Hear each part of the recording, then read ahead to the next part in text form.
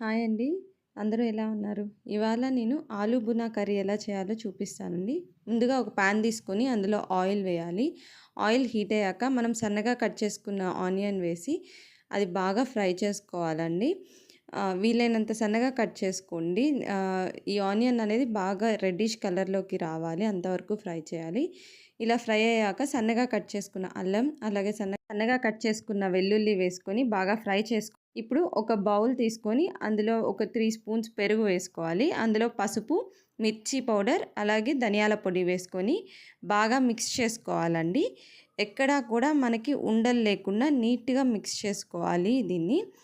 ఇలా మిక్స్ చేసుకున్న తర్వాత పక్కన పెట్టుకోండి. ఇప్పుడు ఆనియన్ ఫ్రై అయిందో లేదో చూసుకోవాలండి. చూడండి ఇలా గోల్డెన్ బ్రౌన్‌కి వచ్చినప్పుడు మనం సన్నగా కట్ చేసుకున్న మిర్చి, అలాగే కొంచెం కొత్తిమీర వేసుకొని బాగా ఫ్రై చేసుకోవాలి. ఇప్పుడు ఆ పెరుగుని కూడా కొంచెం మనం ఇందాక కలుపుకున్నాం కదా! ఆ పెరుగుని వేసి బాగా కలపాలి. ఇది మంచిగా ఆయిల్‌లో మనకి కలిసిపోవాలండి. ఇలా వాటర్ అలా లేకుండా బాగా ఫ్రై అవ్వాలి ఆయిల్‌లో. అప్పుడే టేస్ట్ బావుంటుంది. ఎంత మంచిగా ఫ్రై చేసుకుంటే అంత మంచిది. ఇప్పుడు మనం ఒక 2 టమాటాలు మిక్సీలో వేసుకొని ప్యూరీ చేసి పెట్టుకోవాలి. ఆ ప్యూరీ ఇందులో వేసుకొని బాగా మిక్స్ చేసుకోవాలి. ఇప్పుడు ఇందులో తగినంత సాల్ట్ వేసుకొని ఒకసారి మంచిగా కలుపుకోవాలండి. తర్వాత మనము సన్నగా కట్ చేసుకున్న కొత్తిమీర వేసుకోవాలండి.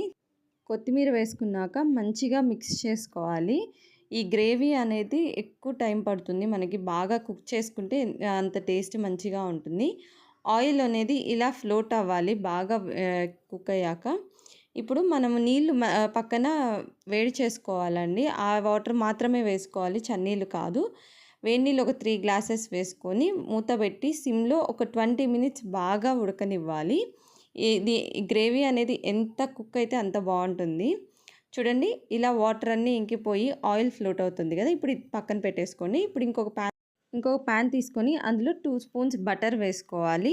ఆ బటర్ హీట్ అయ్యాక సన్నగా కట్ చేసుకున్న ఆనియన్స్, అలాగే సన్నగా కట్ చేసుకున్న క్యాప్సికమ్ వేసి లో ఫ్లేమ్‌లో మంచిగా ఫ్రై చేసుకోవాలి.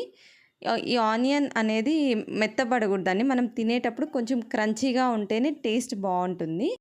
ఇవి ఒక 5 మినిట్స్ ఫ్రై చేసుకున్న తర్వాత బాయిల్డ్ ఆలు మనం ఉడకబెట్టుకొని తీసేసిన ఆలు వేసుకొని ఫ్రై చేసుకోవాలి.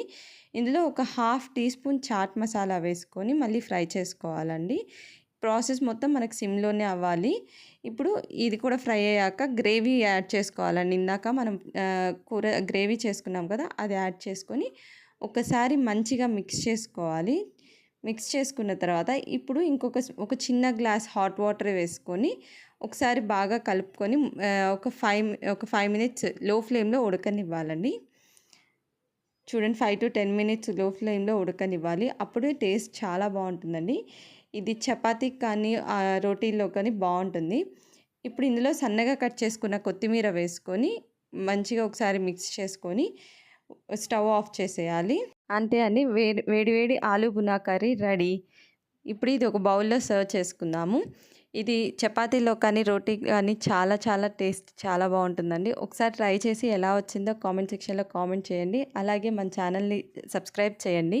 ఈ వీడియోని లైక్ చేయండి, షేర్ చేయండి. పక్కనే ఉన్న గంట సింబల్ కొట్టండి. Thank you.